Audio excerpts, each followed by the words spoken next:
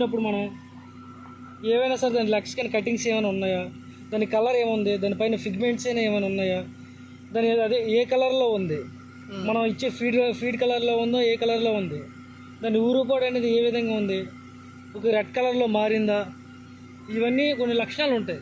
ప్రతి చూసి ఫీడ్ తిన్నదా, దాని ఫేకల్ మ్యాటర్ పూర్తిగా అది విడిచిపెడుతుందా లేదా, ముక్కలుగా ఉందా లేదా ఫుల్ఫిల్గా ఉందా, ఫీడ్ ఉందా లేదా, తిన్నదా లేదా, దాని కలర్ ఏముంది, దాని హెచ్పి కలర్ ఏముంది, ప్రతిదీ మనం అబ్జర్వ్ చేయాలి.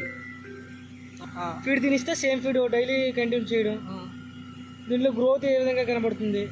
యాంటీనేస్ ఉన్నాయి చూడు, మీసాలు అంటారు, అవి ఎలా ఉన్నాయి, స్ట్రైట్గానే ఉన్నాయి, కటింగ్స్ ఏమైనా తెలుస్తుంది. డైలీ మనం చూస్తుంటాం కదా, గ్రోత్ పెరుగుతుంటాం కదా, అట్లా అవి కూడా పెరుగుతుంటాయి. ఇంకా చూడవచ్చు ఆ విధంగా ప్రతి అబ్జర్వ్ చేయాలి. దాంట్లో ఫిగ్మెంట్స్ ఏదైనా సరే వైట్ మజిల్ ఏదైనా డిసీజ్ ఏమైనా ఉందా ప్రతిదీ చూసుకోవాలి. దాని తగ్గట్టు మినరల్ డిసీజ్ అనుకో బెండ్లు వచ్చేస్తాయి. ఇట్లా రీ అనేది ఇంకా స్ట్రైట్గా ఉందనుకోండి, మినరల్ అన్ని కండిషన్ అంతా బాగుంది, బాగా యాక్టివ్గా ఉన్నట్లు.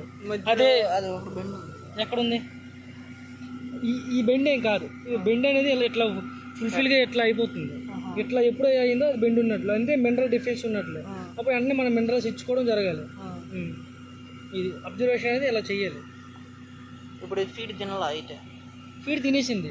ఫీడ్ ఎక్కడ ఉంది, ఎక్కడ కనిపిస్తుంది ఫీడ్? ఆ బ్రౌన్ అది ఏం కాదు, ఫేకల్ మీటర్, అది వేస్టేజ్ రేయి ఉండే లెట్రిన్ అనమాట. ఇసుక ఇసుకలాగా ఉండిద్దా? అది ఇసుకలా ఉంటుంది, ముక్కలుగా చిన్నగా ఉంటుంది.